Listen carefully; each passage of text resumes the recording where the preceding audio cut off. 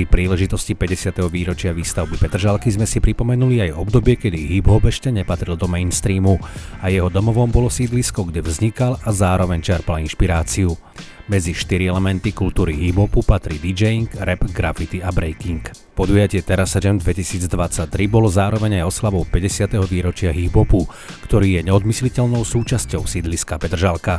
Hip-hopová kultúra vznikla v 70. rokoch 20. storočia v Amerike, v černošských getách ako spojenie jamajských a amerických vplyvov. Sa to začalo formovať v Amerike, v New Yorku. Graffiti ešte o niečo skôr, ako nejaký protest, to bolo tuším v 60. rokoch, ako nejaký protest proti systému. No a čo sa týka toho hip-hopu, ktorý v podstate sa považuje za zrod akože tej celej kultúry, to je kvázi 11. august roku 1973.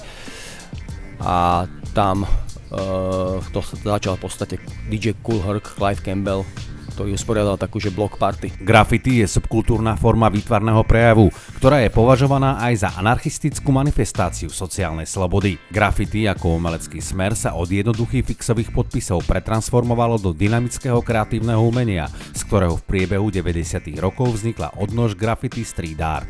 Baví ma možno ten výsledný obrázok a možno ma baví ten rozmer, že to je malovanie na trošku iný rozmer ako na papier.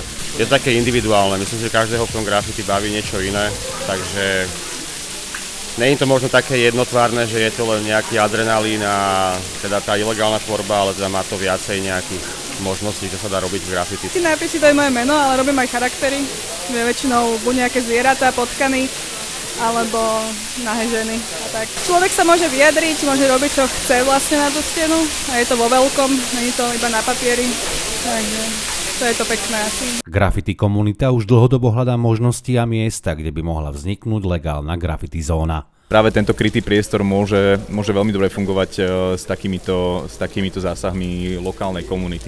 Vítam to, lebo je to iný, poskytuje iný pohľad ľuďom na ten priestor pod terasou alebo aj keď nie pod terasou, aj celkovo na verejný priestor. Okrem výtvarného umenia, ako sú graffiti, je hip-hop neodmysliteľne spätý aj s hudbou. Na podujatie Terasa Jam 2023 boli pozvaní reperi a DJ, ktorí rozvíjali slovenskú hip-hopovú scénu v úplných začiatkoch.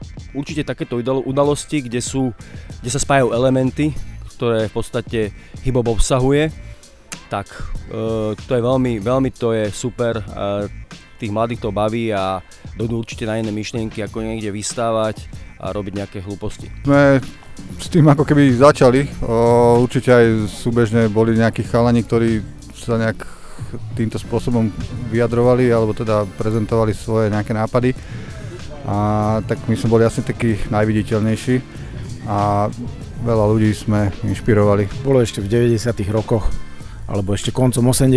vlastne ešte za komunizmu, ale to bola úplne iná doba, úplne iná situácia. No a vtedy vlastne to všetci robili od srdca. Kultúra zostáva rovnaká, len to, čo sa na ňu chce pribaliť, alebo chce sa k nej pridať, alebo hrať sa na tú kultúru, to sa mení podľa toho, že ako je to populárne, čiže to už je skôr o takej popularite alebo toho, že čo letí. Keď to neletí, tak sa tomu venujú len tí, čo naozaj to majú radi a keď to letí, tak sa venuje tomu úplne každý. Na podujatí sa predstavili aj tanečné skupiny. Tanečná škola Street Kids pre deti od 6 do 18 rokov vznikla v roku 2006 a systematicky sa venuje vyhľadávaniu a podpore tanečných talentov. Mňa na tom baví, že break je aj šport, nie je to iba tanec, je to aj šport, takže je to taký najuniverzálnejší šport, v ktorom sa dá akože vymysleť veci. Nie je to len, že stále behám, ale furt vymýšľam a niečo nové sa učím. Vždycky si vymýšľame sami prvky, keď už máme nejaké veci za sebou a prejdené, tak sa snažíme vymýšľať si vlastné komba, aby sme to mohli potom zapojiť buď do freestylu alebo do choreografie a tak. Podľa mňa je dôležité povedať, že dnes sa nachádzame na ulici, v rukách nedržíme telefóny, ale machrujeme, čo kto sa dokázal cez to leto naučiť.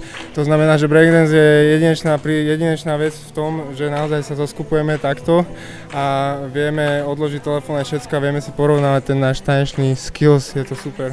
Škola Breaku je prvá tanečná škola na Slovensku. Ich cieľom je inšpirovať deti a mládež efektívne tráviť čas. To je jedinečný štýl, pri ktorom každý môže v podstate reprezentovať seba a svoj štýl. A a není to škatulkované iba na určité kroky. Samozrejme sú základné kroky, ale tie sa dajú vždycky prerábať. A takýchto tancov nie je veľa. Jednoducho breaking je čistá sloboda. Teraz sa Jam 2023 nás presvedčila o tom, že hip-hop nie je len žáner, ale aj životný štýl, ktorý môže osloviť naše srdcia. Hip-hop je veľmi pozitívna záležitosť, je to veľmi pozitívna kultúra, je to veľmi pozitívna filozofia. A keď človek rokmi to sleduje a je v tom, študuje to, tak potom to pochopí, že je to veľmi krásna myšlienka.